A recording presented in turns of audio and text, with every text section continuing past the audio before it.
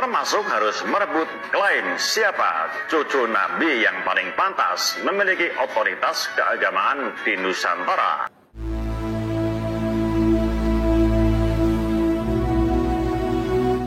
Diketahui berdasarkan fakta sejarah, demi penguasaan yang totaliter, setiap penjajah pasti akan menerapkan 3 hal, yakni pertama, kaburkan sejarahnya. Kedua, hancurkan bukti-bukti sejarah itu hingga tidak bisa lagi diteliti dan dibuktikan kebenarannya. Dan yang ketiga, putuskan hubungan dengan leluhurnya dengan mengatakan sebagai bodoh dan primitif. Untuk menjalankan hal tersebut, Belanda menggunakan 3 strategi, yakni politik sistem kelas, konseptor adu domba, dan agen pelaksana di lapangan. Uraian sejarahnya sebagai berikut. Sistem kelas rasis yang rasis ini terbagi dalam warga kelas 1, ras kulit putih keturunan Eropa.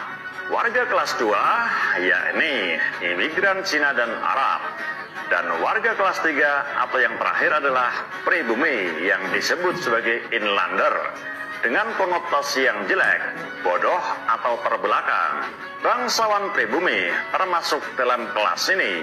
Paham Ahlus Sunnah wal Jamaah yang sofistik yang disebarkan oleh pendahulu agama Islam di Nusantara sudah nyata dan terbukti adalah dibawa oleh para keturunan Nabi Shallallahu Alaihi Wasallam yang berhijrah baik secara perdagangan atau sebagai duta dakwah dan perdamaian. Maka kedudukan nasab Nabi sangat dimuliakan di negeri ini. Ini kuncinya. Di era sekarang, sebagai bukti penyebar Islam di Nusantara adalah para keturunan Nabi. Maka mereka telah nyata terisbat secara resmi oleh Nakobah Internasional, baik dari beberapa jalur keturunan Wali Songo yang dari Maghribi, Turki, atau Samarkand, Uzbekistan, baik yang dari jalur Al-Hasani maupun Al-Husaini. Kembali ke era kolonial, dikarenakan masifnya represi Belanda, banyak keluarga Sayyid atau Syarif, Malona, Makhdum, panggilan keturunan Nabi Shallallahu Alaihi Wasallam yang menyembunyikan diri. Walaupun tetap dengan diam-diam mereka menyimpan dan menulis silsilah keluarganya. Ini terjadi di keluarga kesultanan atau di keturunan Bani Wali Songo. Mengetahui hal tersebut, maka Belanda membuat suatu proyek kooptasi umat Islam dengan menunjuk seorang orientalis yang hafal Al-Quran bernama Senuk Hurugronje yang nama samarannya adalah Haji Abdul Ghaffar atau Habib Putih. Senuk Hurugronje ini berkeliling dari Aceh hingga Tanah Jawa dan dia banyak memberikan rekomendasi kepada Belanda tentang bagaimana cara menaklukkan dan menjinakkan umat Islam, termasuk harus merebut klaim siapa cucu Nabi yang paling pantas memiliki otoritas keagamaan di Nusantara.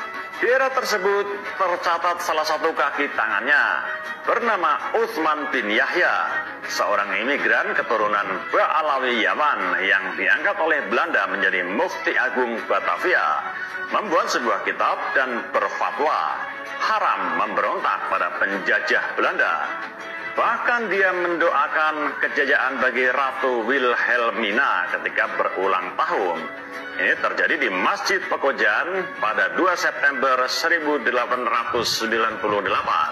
Sebuah pertanyaan besar, bagaimana seorang keturunan imigran dari negara paling miskin di Arab dan mengaku keturunan Nabi Muhammad kok malah menjadi kaki tangan penjajah yang menindas umatnya Muhammad, bahkan mendoakan pemimpin penjajah tersebut? Aneh bin ajaib, sesuatu hal yang tidak masuk akal. Maka apakah sebenarnya yang terjadi? Ini jawabannya. Pertama, Belanda sedang menggunakan kaki tangannya dalam mencengkeram penjajahan di Nusantara. Kedua, kooptasi atas nama keturunan Nabi dilakukan untuk menipu umat Islam di Nusantara. Dan yang ketiga, bila umat Islam tidak bisa dimurtadkan, maka harus dikacaukan dari dalam. Assalamualaikum warahmatullahi wabarakatuh. Selamat datang, selamat berjumpa kembali di channel Islam Nusantara, channel yang selalu setia dan standby di ujung selatan Pulau Jawa. Penjelasan di depan tadi sangat menarik dan sangat jelas. Kalau misal kurang paham, silahkan ditonton ulang lagi videonya. Memang begitu faktanya yang terjadi pada masa penjajahan kolonial Belanda kala itu di Nusantara. 3 hal yang dilakukan oleh para penjajah adalah: yang pertama, mengkaburkan sejarah; yang kedua, adu domba; dan yang ketiga adalah rasis. Untuk bagian pengkaburan sejarah, salah satu cara yang ditempuh oleh penjajah adalah menghancurkan bukti sejarah yang ada agar tidak bisa diteliti lagi, tidak bisa diketahui kebenarannya. Kemudian penjajah akan memunculkan kebohongan baru biar dianggap sebagai kebenaran. Dengan kaburnya sejarah atau hancurnya bukti sejarah, orang pribumi tidak punya peluang atau kesempatan untuk menggali sejarah lagi. Sehingga diharapkan orang pribumi ragu dengan nenek moyang mereka sendiri di Nusantara sebelum kolonial Belanda datang. Tujuannya apa? Agar orang pribumi putus hubungan dengan leluhurnya, sehingga mudah ditipu dan mudah dibohongi. Bahkan diharapkan jika orang pribumi itu dikatakan bodoh dan primitif, itu orang pribumi tidak akan melawan. Karena apa? Karena sejarah atau silsilah orang pribumi dengan leluhurnya sudah dikaburkan atau sudah diputuskan oleh bangsa penjajah, sehingga tidak merasa bangga dengan leluhurnya sendiri. Termasuk dalam program penjajahan kolonial adalah pembagian kasta atau kelas masyarakat. Misal, jika orang Eropa disebut kelas 1, kemudian pendatang dari Cina dan Arab disebut kelas 2, sementara orang pribumi disebut kelas 3 atau kelas paling rendah. Kelas atau kasta paling rendah ini juga disebut kelas bodoh atau kelas terbelakang. Bahkan seorang bangsawan pun akan dikategorikan sebagai kelas nomor 3 oleh para kolonial Belanda. Padahal, sebagaimana kita ketahui, kala itu ajaran Islam sudah hampir merata di Nusantara. Ajaran itu dibawa oleh para dzurriyyah Kanjeng Nabi yang terkenal dengan sebutan Wali Songo. Karena jasa para Wali Songo ini yang sangat besar, para keturunan Kanjeng Nabi sangat dimuliakan oleh para penduduk di bumi Nusantara ini. Dan diketahui para keturunan Wali Songo itu pula yang kemudian memegang tampuk kepemimpinan sebagai raja atau sebagai sultan di berbagai wilayah di Nusantara. Dan juga sebagaimana kita ketahui dalam sejarah bahwa para dzurriyyah Wali Songo atau para keturunan Wali Songo ini adalah para pejuang kemerdekaan. Mereka gigih melawan penjajah, mereka gigih mengusir penjajah, mereka gigih membela tanah air dari rongrongan kelompok kolonial yang kejam dan serakah. Mengetahui hal itu, bangsa kolonial Belanda membuat sebuah proyek besar. Mereka menunjuk seorang orientalis yang hafal Quran bernama Snok Hurgronje atau biasa dipanggil Haji Abdul Ghaffar alias Habib Putih. Snok Hurgronje ini berkeliling di Nusantara dari Aceh hingga Pulau Jawa. Dia banyak memberi informasi sekaligus juga rekomendasi kepada Belanda bagaimana caranya menjinakkan dan menaklukkan umat Islam yang tengah ramai melakukan perlawanan di bawah komando para dzurriyyah Wali Songo. Dan salah satu yang termasuk rekomendasi dari Snok Hurgronje ini adalah meminta Belanda merebut klaim siapa sebenarnya cucu Nabi yang pantas memiliki otoritas keagamaan di Nusantara. Di era tersebut ada seorang tokoh yang menjadi tangan kanan Belanda, yakni bernama Utsman bin Yahya. Utsman bin Yahya ini merupakan seorang keturunan imigran dari jalur Ba'alawi Yaman.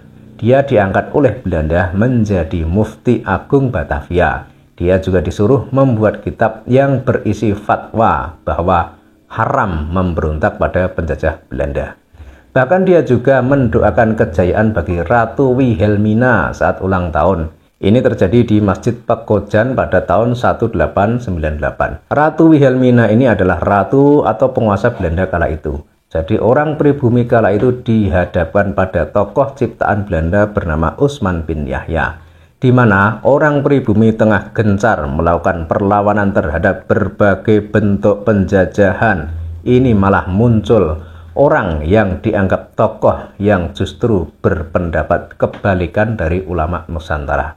Ulama Nusantara mengatakan wajib jihad mengusir penjajah, tapi Utsman bin Yahya malah mengatakan haram melawan penjajah. Dan yang menjadi pertanyaan besar bagi umat Islam kala itu adalah, ada seorang keturunan imigran dari negara paling miskin di Arab, yakni Yaman, dan mengaku sebagai keturunan Kanjeng Nabi, tapi kok menjadi tangan kanan penjajah yang menindas umatnya Kanjeng Nabi Muhammad. Bahkan orang itu mendoakan pemimpin penjajah tersebut, yakni Ratu Wilhelmina. Aneh memang kalau dipikir, orang mengaku keturunan Nabi, tapi mendukung kelompok yang jelas-jelas menindas umat Nabi.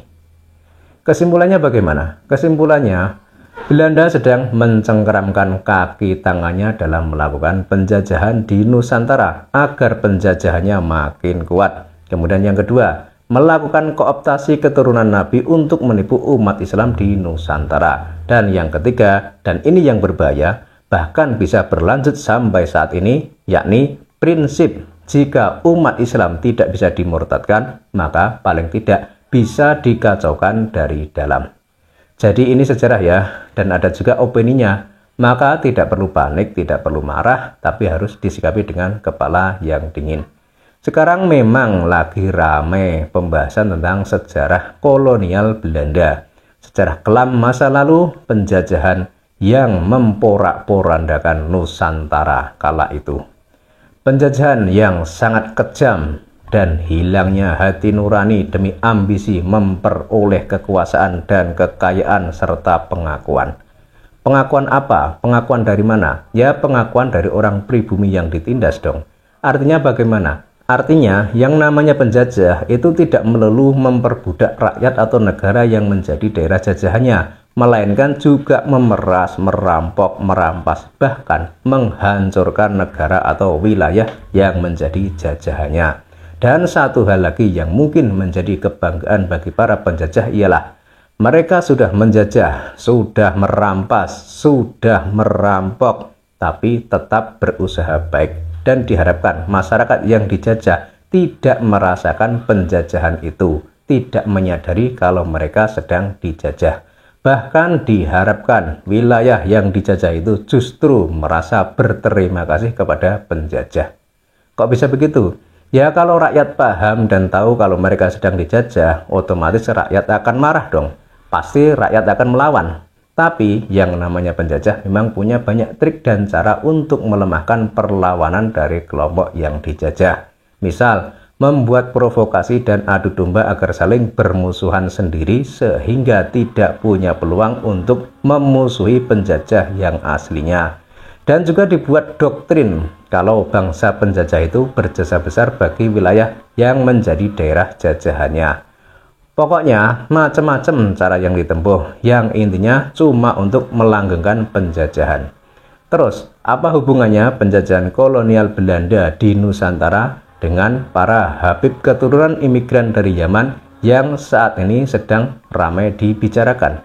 Ya seperti penjelasan di atas tadi, Belanda menciptakan ulama baru untuk membendung perlawanan dari bangsa pribumi.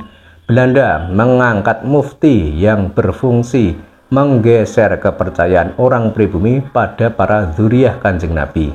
Kenapa? Sebab sejak lama orang pribumi memang sangat menghargai dan sangat menghormati kepada para wali songo dan para keturunannya, sebab mereka adalah dzurriyyah Kanjeng Nabi yang ada di Nusantara.